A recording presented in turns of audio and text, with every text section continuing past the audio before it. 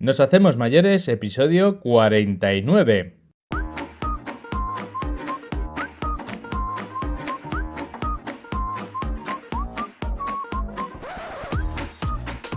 Buenos días y ser bienvenidos a Nos hacemos mayores, el podcast donde aprendemos a mejorar la vida de la gente mayor.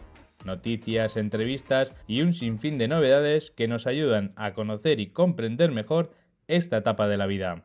Lo primero de todo, que luego se me olvida, es dar las gracias a todos los que estáis suscritos en las plataformas, en Spotify, en iVoox, en Apple Podcast, en todos los demás, o en YouTube o en las redes sociales. Bueno, da igual. Donde estéis, donde nos escuchéis, donde nos sigáis, muchas gracias a todos y saber que sois mi energía para seguir haciendo todo esto. Y a los que no estáis suscritos o es la primera vez que escucháis este podcast, suscribiros, que es gratis y no os cobran nada por suscribirse y así ayudáis a que más gente nos descubra. En serio, gracias a todos. Dicho esto, vamos al lío. Hoy quiero aprender sobre políticas sociales comunitarias. ¿Eh? ¿Qué es eso? Cada vez en esta sociedad somos más independientes y no valoramos ni nos damos cuenta de lo que nos rodea, de lo que nos une a nuestros vecinos o a nuestros compañeros de trabajo o a cualquier persona con la que tenemos un trato. Hasta que las necesitamos, claro. Solo tenemos que fijarnos en el ejemplo reciente de la pandemia. Para entender todo esto tenemos con nosotros a Elisa Sala Mozos, que es una referente consultora e investigadora social. Sabe de políticas sociales y comunitarias, que es de lo que la vamos a preguntar hoy, pero también trata temas como participación y acción comunitaria, longevidad, soledad y aislamiento y muchas cosas más. Como se dice ahora, a lo bajini, Elisa se ha convertido en una referente. Me llamo Donato Real y si quieres ponerte en contacto conmigo, puedes hacerlo mandándome un email a contacto@noshacemosmayores.com. Me puedes contar qué te preocupa o qué tema te gustaría que hablásemos en este podcast, o si me sugieres que entreviste a alguien en concreto. Tú mismo. Aquí tienes mi correo. Recuerda que en la tienda online de productos adaptados para personas mayores, Bienestar Senior, puedes utilizar el código NHMayores y te harán un descuento por ir de parte nuestra. Así de fácil. Entra en bienestarsenior.com y verás todas las opciones que hay para mejorar la vida de las personas mayores que te rodean. Gracias Bienestar Senior por acompañarnos en este proyecto.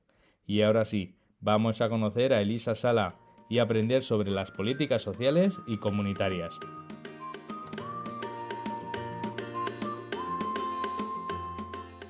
Hola Elisa. Hola Donato, ¿qué tal? Bueno, bienvenida al programa. Y antes he hecho una pequeña presentación tuya, pero me gustaría que siempre que tenemos al entrevistado, pues se presente en ellos y en este caso, pues que nos digas quién es Elisa Sala y qué te motivó a estudiar a esto de las personas mayores. Es curioso el recorrido personal que te lleva a un lugar determinado, ¿no? O sea, porque yo estaba muy enfocada, estudié Derecho, soy Ajá. licenciada en Derecho, y estaba muy enfocada a la transformación de conflictos. Estaba haciendo estudios sobre el conflicto vasco, justamente, pero era muy joven, muy joven, muy joven, y salió una beca en el marco del Plan Nacional de Accesibilidad. Ajá. Era un plan que desarrollaba el IMSERSO en aquel entonces y se estaba haciendo en la Universidad Autónoma de Barcelona. Buscaban una persona para cubrir una plaza de becaria. Entré, me cogieron, me hice cargo de todo lo que era la estrategia de los planes de accesibilidad a escala local dentro del marco del Plan Nacional y ahí fue donde me enamoré de las políticas locales, sociales y comunitarias, ¿no? Y Mira. las políticas urbanas.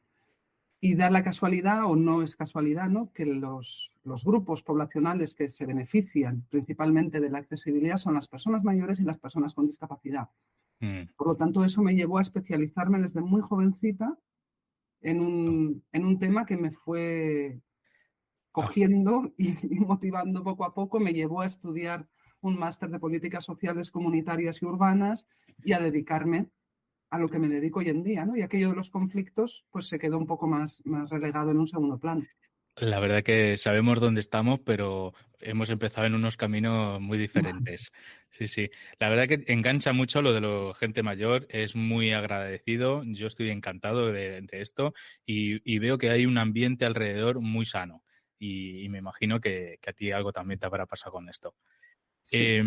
Vamos a hablar sobre políticas sociales comunitarias, pero como ya sabes yo desde mi desconocimiento y creo que muchos oyentes, ¿nos puedes poner en antemano cómo han sido esos años que tú ya has estudiado hasta ahora, de estas políticas sociales y comunitarias? ¿Cómo lo empezaste tú a estudiar y cómo has avanzado hasta ahora?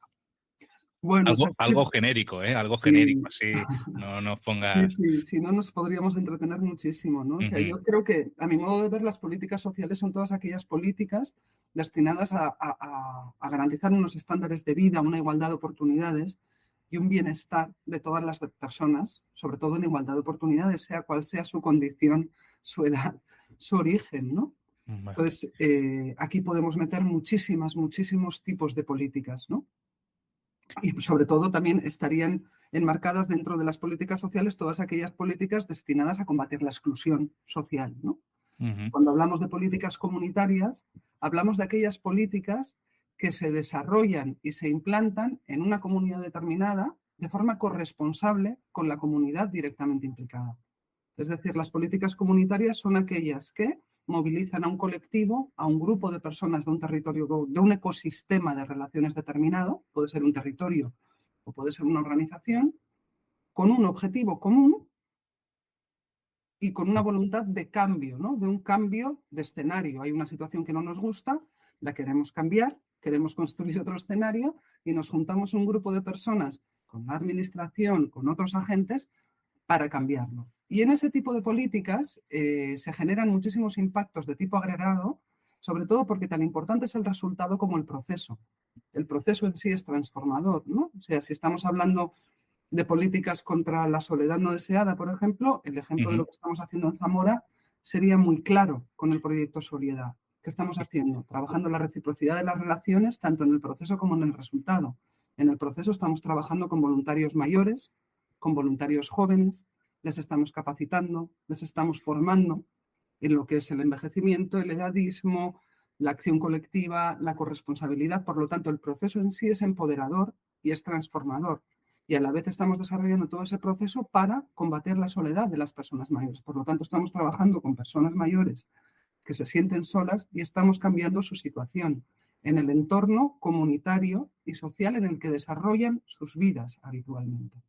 ¿Y cómo has dicho que se llama este proyecto en Zamora? Es un proyecto que se llama Soliedad, que es un Ah, proyecto de investigación social aplicada, un proyecto de investigación empírica, porque lo que hemos hecho es implantar un modelo comunitario de ujú. atención y de prevención de la soledad y el aislamiento, basado en conocimiento generado por la literatura empírica y en experiencia propia, de alguna manera testearlo y extraer algunos aprendizajes, ¿no? Pero a la Ujú. vez que hemos construido y hemos generado conocimiento, también hemos generado un impacto tanto en la ciudad como en los jóvenes que están participando, como en los mayores que están participando y sobre todo pues con esas 60 personas con sentimiento de soledad. Y que lo habéis hecho en un área, ¿no? En una zona, en un barrio o todo Zamora y habéis cogido gente mayor y gente joven. ¿Cuáles eran los primeros, no había, cuáles eran primeros problemas? Porque la gente el cambio les cuesta, ¿no? Son reacias. Bueno, los problemas fueron muchos, ¿no? O sea, los problemas, o más que los problemas, los obstáculos o los retos Ujú. que hemos ido superando, ¿no? Eso. El primero de todo, el implicar a la ciudadanía, el implicar a los agentes locales y hacerles conscientes de que es un problema común y que en la medida que todos trabajamos por una sociedad más comunitaria, más participativa y más cohesionada, todos ganamos, ¿no? Entonces aquí es una tarea muy complicada porque cuando trabajas en lo comunitario, los individuos nos tenemos que dar cuenta de que en aras del beneficio común siempre hay un sacrificio individual. Sí. Y en estas sociedades que estamos hoy en día, pues sacrificar esa parte individual nos cuesta, ¿no? Pero bueno, en Zamora todo el mundo nos decía, esto que estáis pensando hacer aquí será imposible y no lo ha sido, porque lo hemos hecho, ¿no? Con lo cual, escollo superado. Otra cuestión importante y muy complicada fue identificar a personas mayores que se sintieran solas.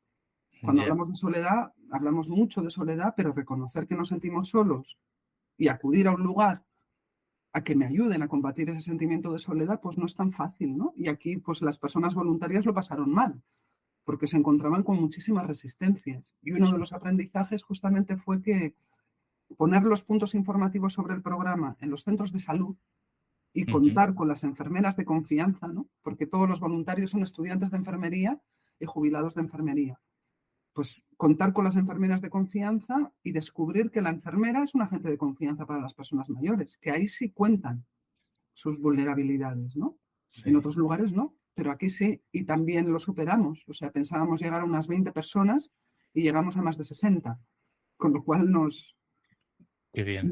nos superó con creces. Y así poco a poco, o sea, hemos ido construyendo proceso y Y to- generando aprendizajes también, ¿no? También con los más jóvenes, pues al principio hacían un voluntariado muy acotado, que era el acompañamiento a las personas con movilidad reducida. Organizábamos actividades grupales Ujú. y les acompañaban. Y estaban con muchísimo miedo al principio, cómo voy a llevar la silla de ruedas, pero poco a poco han ido generando aprendizajes, ostras, la accesibilidad, ostras, pues me doy cuenta de que aprendo, de que además esto, que la vejez implica todas estas cosas y su implicación en el proyecto se ha ido expandiendo, ha ido tomando un calado, de forma que ahora son ellos los que están haciendo actividades intergeneracionales con las personas mayores, ¿no? Y ha ido evolucionando el proyecto de una manera en la que se están generando relaciones entre las personas mayores que se sentían solas, pero también entre las personas mayores y los más jóvenes. Y se están generando relaciones de amistad que ni siquiera contemplábamos en un principio, ¿no? Qué bueno.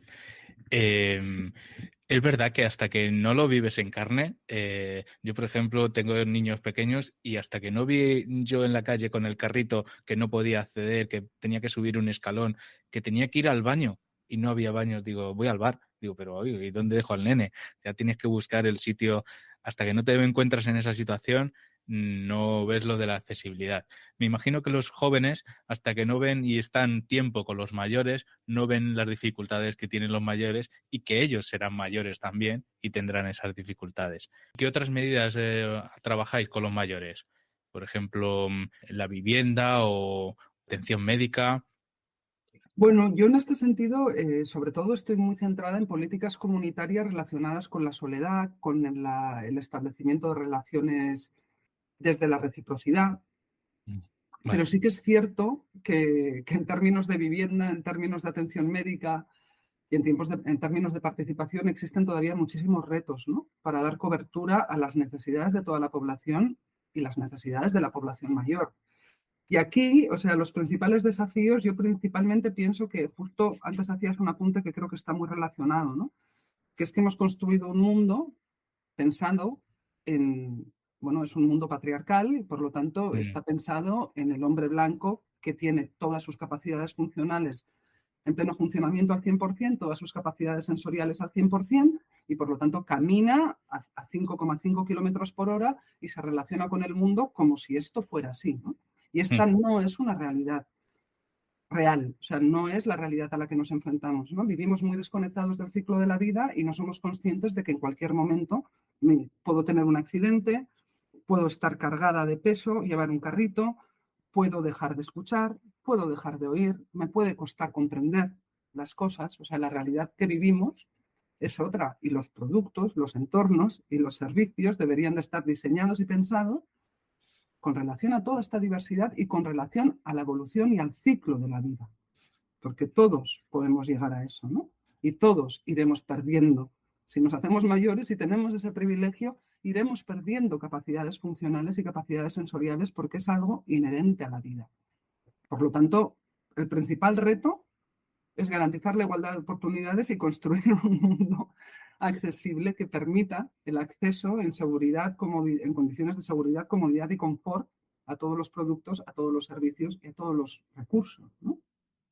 ¿Y cómo hacemos para que participen más los mayores? Hemos dicho que cuando vas al médico, pues sí que te abres y que dices tus problemas, pero fíjate, hasta los hijos no nos dicen los problemas cuando son serios los padres, ¿no? Cuando los mayores casi se lo dicen al amigo antes que decírtelo al hijo. ¿Cómo podemos hacer que ellos se abran y pidan, levanten la mano y pidan nuestra ayuda y pidan participar? Bueno, sí que existen políticas y existen órganos consultivos de participación Mm, de personas mayores, ¿no? Existen los consejos de personas mayores municipales, exigen espacios de participación a través de los cuales la población mayor pues puede poner sobre la mesa lo que son sus demandas o sus voluntades, ¿no? También existen muchos proyectos comunitarios que facilitan la participación de personas mayores. Yo creo que el reto está en garantizar su participación en todo tipo de políticas en igualdad de condiciones, ¿no? Si vamos a decidir qué se hace con el solar que tenemos debajo del barrio, pues es importante que vayan los más jóvenes para que digan qué es lo que necesitan en el barrio, pero también es importante que vayan los más mayores para decir qué es lo que necesitan y qué es lo que quieren, ¿no? Sí. Por lo tanto, incluir todos estos criterios es importantísimo. Y por otro lado, empezar a reconocer la diversidad durante el envejecimiento y durante el proceso de envejecer. Parece que cuando las personas nos hacemos mayores dejamos de ser quienes éramos para pasar a ser una persona mayor. Ya. Y hay múltiples vejeces y muchísimas maneras de envejecer y muchísimas maneras de hacer frente a los 30 años o 40 años de vida que tenemos durante esta denominada etapa vital, ¿no? Por lo tanto, reconocer la diversidad y la historia vital de cada persona, yo creo que es importantísimo, ¿no? Para facilitar que se abran, que pidan y que puedan decir la suya. Cuando hemos dicho accesibilidad, ¿no hay normas generales que ya piensen ya en el futuro, en esa accesibilidad para todos? ¿O al final eso cuesta dinero, eso no lo ahorramos y como yo puedo subir la escalera, pues no hago la rampa o cosas de estas? La accesibilidad cuesta dinero si tenemos que adaptar las cosas después. Si desde origen las construimos de una determinada manera, pensando Claro. en la diversidad de población Ajá. que hará uso de los espacios y de los servicios, pues no nos costará dinero. Al Ya. contrario, será mucho más eficiente y mucho más eficaz. Y normativa hay mucha. Las primeras normas Ya. de accesibilidad son de los años 80-90 en este país y se han ido reformulando. Pero vivimos en un país, y perdónenme los que me escuchen si no lo piensan así, pero yo sí pienso que si se cumpliera toda la normativa que tenemos, sería maravilloso. El problema no es generar más normativa. Tenemos una ley de igualdad de oportunidades del 2003, tenemos las leyes de accesibilidad, tenemos las leyes de servicios sociales, tenemos los reales decretos. El problema es cumplirla, ¿no? Y eso tiene que ver más con nuestra sensibilidad, con nuestra concienciación y con esa vinculación o desvinculación que tenemos con el ciclo de la vida, que somos seres vulnerables, que cuando somos niños necesitamos ayuda y adaptaciones y accesibilidad y cuando somos mayores también. Y si mientras tanto desarrollamos una enfermedad o una discapacidad, ni te cuento, ¿no? Y esa es la realidad a la que nos enfrentamos, no la otra, la del señor que camina 5,5 kilómetros por hora y es perfectamente, bueno, que puede con todo, ¿no? Eso es que, bueno, que cuando estamos bien no queremos ver, no queremos separarnos y ver hacia dónde vamos y lo que nos espera. Si mientras que a mí no me toquen, no, pues no lo miro. Pero cuando te toca, pues claro, te arrepientes de no haber parado antes a pensar en estas cosas. Correcto. Antes, claro, yo me acuerdo que mi abuela vivía con nosotros y entonces, pues, oye, ella nos ayudaba y nosotros la ayudábamos. O sea, estábamos más compenetrados. Ahora, claro, la abuela ya no está en casa, la juventud, ¿cómo ve el futuro? ¿Cómo se acerca a esa edad de mayor? Porque no lo ve tan reciente. Bueno, yo creo que el origen del problema está en lo que te decía antes, ¿no? Fíjate que cuando nosotros planificamos nuestra vida, y yo que estoy en el sector, Ujú. también lo veía así, ¿no? O sea, yo tenía 10 años y pensaba, bueno, pues seré mamá o no seré mamá, tendré una casa con perro o no tendré una casa con perro, me dedicaré a la justicia social o me dedicaré a, no sé, a observar las ballenas, ¿no? Pero no planificamos más allá de eso. Ya. Construimos nuestras trayectorias vitales en función de unos valores que antes podían tener un sentido, porque las personas se jubilaban, ¿no? Existía Sí. esto de la jubilación a los 65 y se morían a los 70. Hoy Ujú. en día no es así.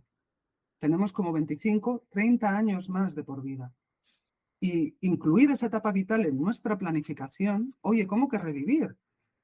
Querré vivir en pareja, querré vivir en comunidad, querré vivir cerca de mis hijos. Si mis hijos se han ido, no podré hacerlo, ¿no? Porque además muchos emigran. Por lo tanto, planificar nuestra vida más allá de nuestra trayectoria laboral y nuestra vida en familia o no, es algo que no hemos incorporado en nuestro esquema vital y que cuando se lo digo a los jóvenes, Se quedan así con la boca abierta, ¿no? Claro, es que yo no he pensado. Digo, bueno, pues ahora tienes 15 años y no hace falta, pero a los 30, 40 yo me pondría a pensar, ¿no? O sea, Sí, sí.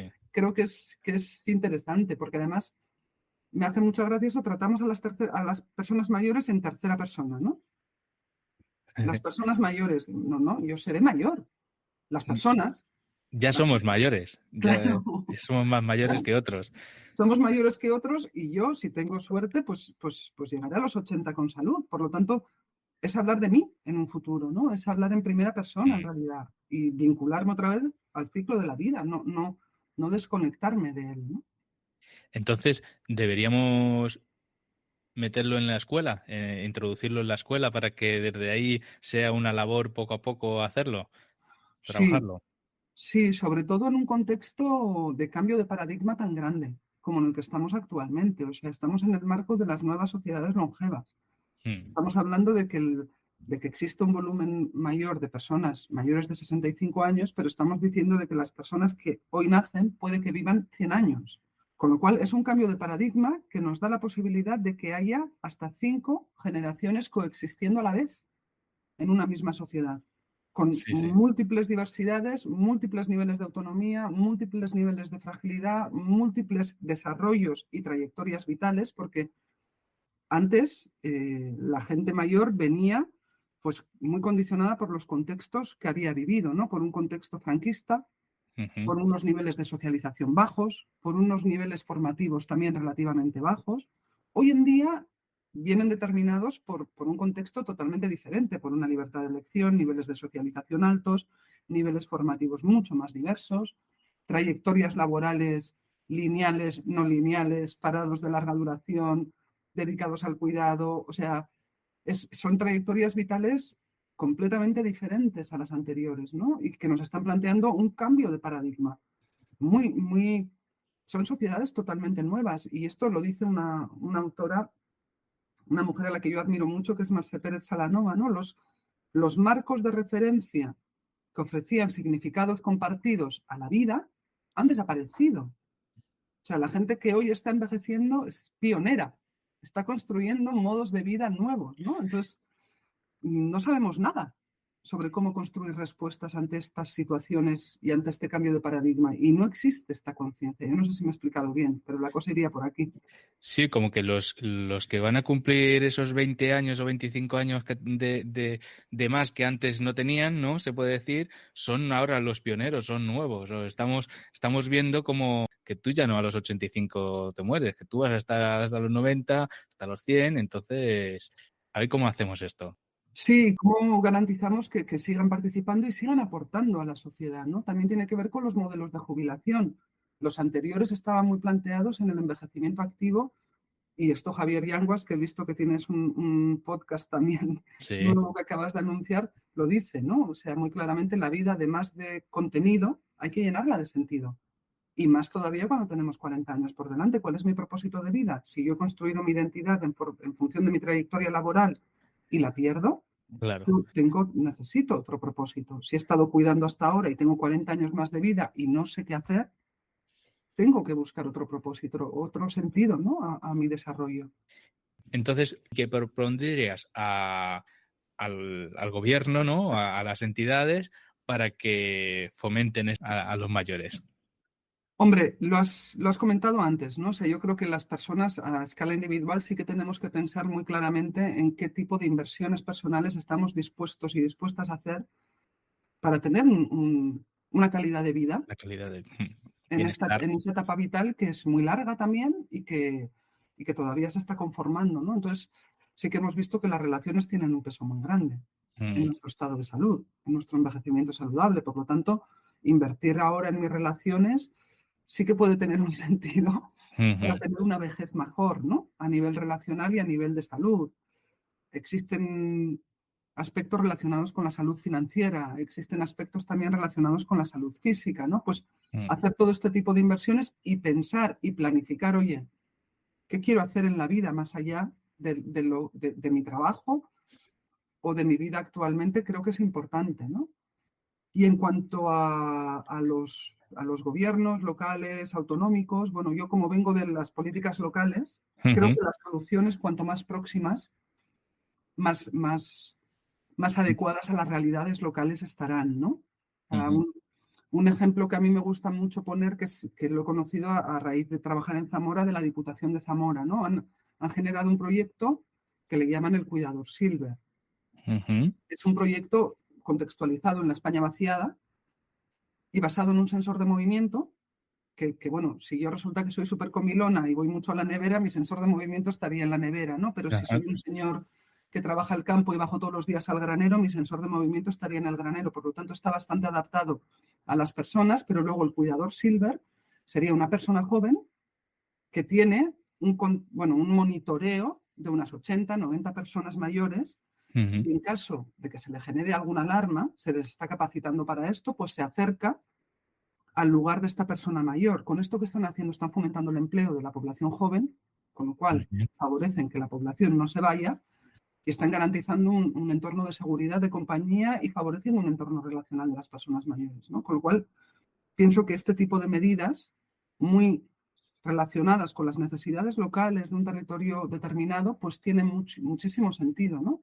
Y por ujú. otro lado, más en clave general, a la hora de planificar políticas y acciones destinadas a la población mayor, y es complejo lo que voy a decir, ¿eh? Pero no podemos seguir pensando en un grupo homogéneo, población mayor, no, tenemos Ya. que analizar cada situación y lo que te decía antes, quién es esta persona, cuál es su recorrido vital, qué tiene valor para ella, ¿no? Y de dónde viene y quién es, porque son muchas y muy diversas las formas de envejecer y llegar a esa etapa vital hoy en día. No solo mirar en la edad, sino mirar en los gustos, en las aficiones, en las cosas que tenemos en común. Una persona de 20, 30, 50 o 90 que nos gusta leer, pues nos gusta a la edad que sea, ¿no? O Por tenemos supuesto. la accesibilidad que tenemos a la edad que sea. La edad no tiene que ser el referente para esto. Exacto. Eh, este proyecto que tú has hablado es muy tecnológico. ¿Cómo ves la tecnología en los mayores? Ah, no es mi ámbito de mayor conocimiento, porque además me pierdo un poco en todo lo que se hace. Hay tanta innovación tecnológica que yo me pierdo un poco, ¿no? Entonces, yo lo que pienso es que una vez más, muchas veces cometemos el error de pensar en la gran innovación tecnológica y no pensar en cómo dar respuesta a una necesidad concreta y qué papel puede jugar la tecnología en la generación de esa respuesta, ¿no? Ya. Entonces, yo creo que las nuevas tecnologías tienen un potencial increíble, ¿no? Pero dependerá mucho de los parámetros sobre los cuales se ha diseñado, el uso que se le pretende dar y el uso que podamos darle las personas a Mm. esa tecnología. Entonces, que es una herramienta que está a nuestro alcance y que debemos de usarla en aras de favorecer una mejor calidad de vida, de favorecer la autonomía, por supuesto, pero que tenemos que, una vez más, vincular la tecnología a las necesidades, demandas, expectativas y situaciones de la población también. ¿Cómo ves los cuidados de las personas mayores? Hemos hablado que no, bueno, que ahora hay mucha gente mayor, seremos muchos más mayores y habrá menos gente joven que pueda cuidar o ayudar a los mayores. ¿Cómo ves esas políticas? ¿Se está trabajando o ya vamos tarde? Vamos tarde, Vamos vamos tarde, ¿no? tarde y además es, bueno, yo estoy bastante asustada con relación a este tema, me preocupa bastante, ¿no? Porque además cuando hablamos de cuidados, podemos hablar de los cuidados más cotidianos y más fáciles Ujú. o de los cuidados más especializados y los cuidados de larga duración, ¿no? Que son estos cuidados en torno a las situaciones de dependencia, ¿no? Entonces, resulta realmente frustrante y realmente terrible, yo creo, que no sea un pilar básico del estado del bienestar, ¿no? O sea, ahora porque estamos como estamos, pero si tú tocas Mm. la puerta de sanidad, si tú tienes un cáncer, Sí. tú vas y hay un sistema de salud que te responde. Si tú tienes una criatura con unas necesidades educativas, puede que accedas a la plaza pública o no, pero en principio hay un sistema que te responde. Si yo hoy desarrollo una situación de dependencia, toco esa puerta y no Y hay un sistema estructurado que me dé respuesta a esto, ¿no? Por lo tanto, es insuficiente, tanto en términos de tiempo como en términos de especialización. Se hizo aquel intento en el 2006 de construir este pilar de los cuidados en base a una ley de promoción de autonomía personal y atención a la dependencia, y que además es muy importante encajar todas estas piezas que conforman lo que es un sistema de cuidados, los cuidados más cotidianos con los cuidados más especializados, garantizar la posibilidad de hacer carrera dentro del cuidado. O sea, en estos momentos, o sea, no es lo mismo un cuidado doméstico de limpieza de una casa o un cuidado especializado que requiere pues de la limpieza de una sonda, de la transferencia de una grúa. No es lo mismo, ¿no? Entonces, hay un nivel de especialización también y luego hay una precarización del Sí. sector laboral tan grande y tan alto y una falta de reconocimiento que además resulta muy absurdo, ¿no? Porque en el fondo, bueno, ya sabemos de dónde viene, es algo que ha recaído sobre las mujeres, más todavía en países como el nuestro en el que la familia tiene un peso, pero si nos ponemos a pensar, el cuidado es lo que permite que sobrevivamos como especie. O sea, es tan importante como que si no nos cuidamos, no sobrevivimos, ¿no? Con lo cual, es bastante alarmante la situación, sobre todo sabiendo que la prevalencia de la dependencia tiene previsión de aumentar en los próximos años. O sea, se nos impone este reto en las nuevas sociedades longevas de la esperanza de vida saludable. Por un lado, le hemos ganado años a la vida, pero no calidad. Con lo cual, este es un reto a escala política, ¿no? Pero también hay una crisis de cuidados por lo que te decía. O sea, la prevalencia de necesidad de cuidados aumenta, pero lo que es el sistema de provisión flaquea cada vez más. O sea, las mujeres se incorporan al mercado de trabajo, por lo tanto no están tanto tiempo en casa.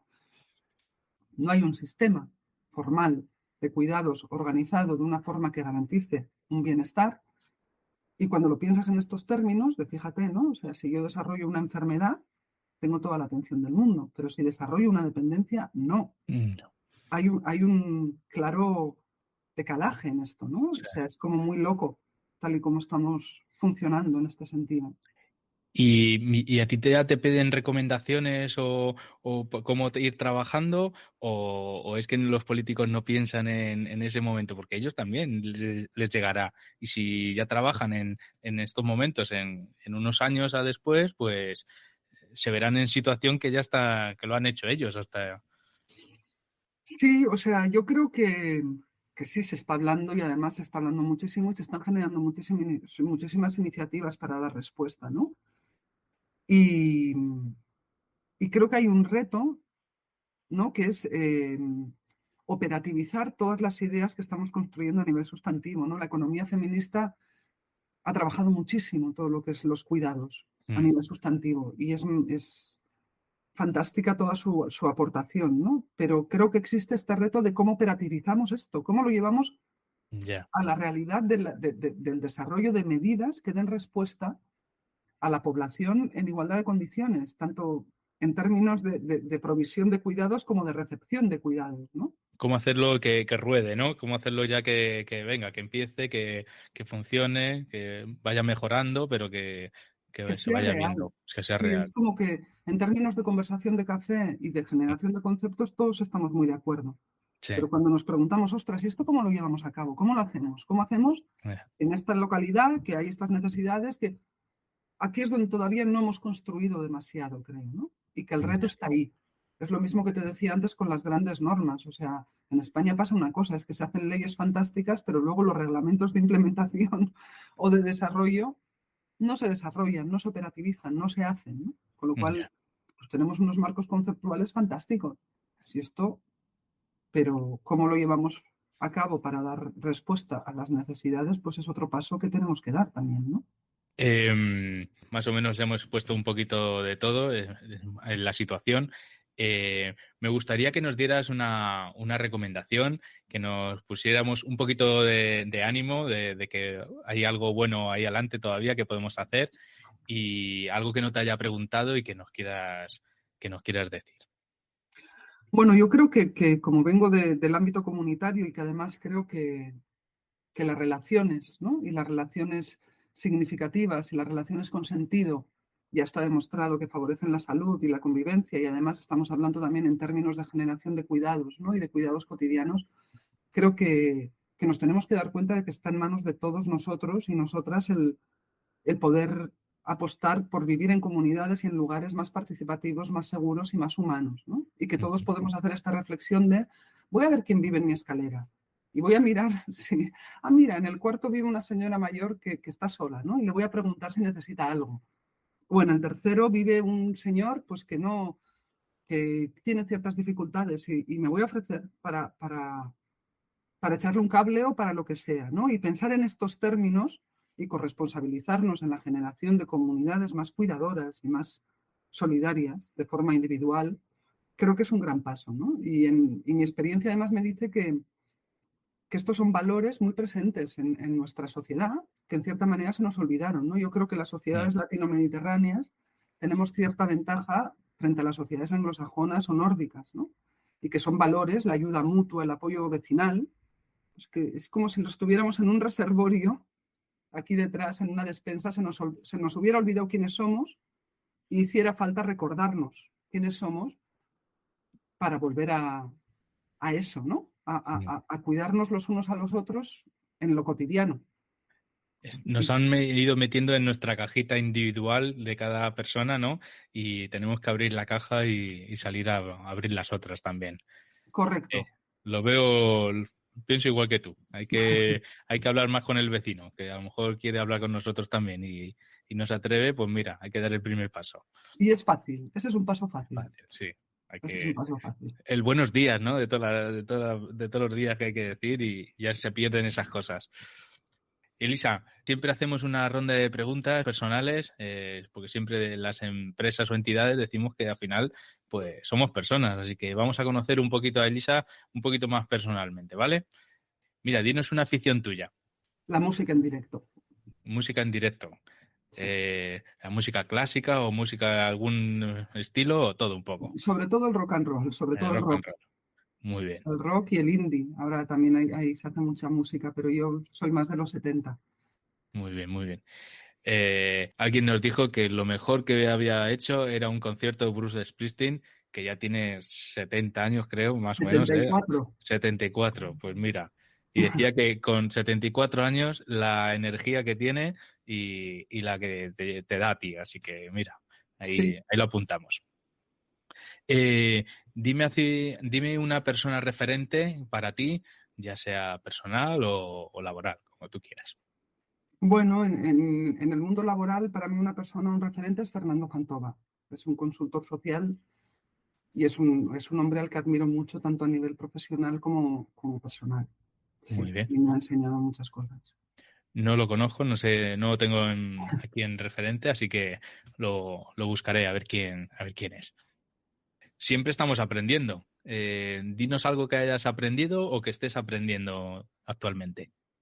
Bueno, últimamente una cosa que me ha quedado bastante clara es que cuando la vida azota fuerte, que a veces la vida azota fuerte, las creencias no nos sostienen, solo nos sostiene aquello que realmente hemos cultivado, ¿no? Y que lo que tenemos simplemente en mente, pues no nos va a sostener. No. Y ese es un aprendizaje potente de los últimos tiempos. Vale. Bueno, como Irene Lebrusan, que te invitó a participar aquí, nos gustaría saber si tienes alguna persona que quieras invitar tú. Sí, Clara Costas. Clara Costa. Clara Costas, sí, es consultora e investigadora social. También coordina un proyecto comunitario, el proyecto Radars, que fue donde colaboramos juntas, pero sabe muchísimo sobre las sociedades de los cuidados. Ha estudiado muchísimo sobre las sociedades de los cuidados y lleva muchos años dedicada a envejecimiento también. Vale, pues nos pondremos en contacto con ella y a ver a ver qué nos cuenta. Nada, un saludo, un placer haberte conocido y seguro que nos vemos pronto. Muchas gracias. Durante estos últimos meses hemos llevado a cabo el concurso saludable con Refruiting. En él tuviste la oportunidad de completar el cuestionario para mejorar este podcast. Uno de los comentarios recurrentes que recibí fue la sugerencia de recopilar la información que compartimos. Quiero recordaros noshacemosmayores.com/podcasts. Podéis acceder a cada episodio donde encontrar toda la información relevante sobre los entrevistados y los temas tratados en cada episodio. Sin embargo, ahora estamos unificando toda esta información en una newsletter. En esta newsletter estarás al tanto de todo el contenido que se comparte en Nos Hacemos Mayores. Los episodios, los eventos pasados o futuros, recomendaciones o noticias relevantes. El enlace para suscribirte a esta newsletter lo encontrarás en las notas de este programa. Solo tienes que desplazarte un poquito hacia abajo y encontrarás el enlace. Simplemente déjame tu nombre y tu correo electrónico y recibirás esta newsletter cada mes. Te animo a que te suscribas, ya que encontrarás información valiosa y aprenderás muchas cosas interesantes. No te la pierdas. Y ahora tú también puedes participar en este podcast. Si tienes algo que nos pueda ayudar a los demás, no te lo guardes y compártelo con nosotros. Déjamelo en un comentario o mándamelo por correo a contacto@noshacemosmayores.com. Se acaba el episodio de hoy y espero que sean de interés todos estos capítulos de podcast que hacemos y que los compartas con tus amigos, padres o personas que les pueda interesar. Recuerda que desde YouTube nos puedes escuchar de una forma muy fácil o a través de nuestro canal de WhatsApp. Búscanos, Nos Hacemos Mayores. Es muy importante que te suscribas para que te avisen cuando salga el próximo episodio, que le des a un like o un me gusta, depende de donde nos estés escuchando. Y te digo esto para que también nos ayudes a hacerlo más visible. Claro está, que te invito a volvernos a escuchar en el próximo episodio. Un abrazo.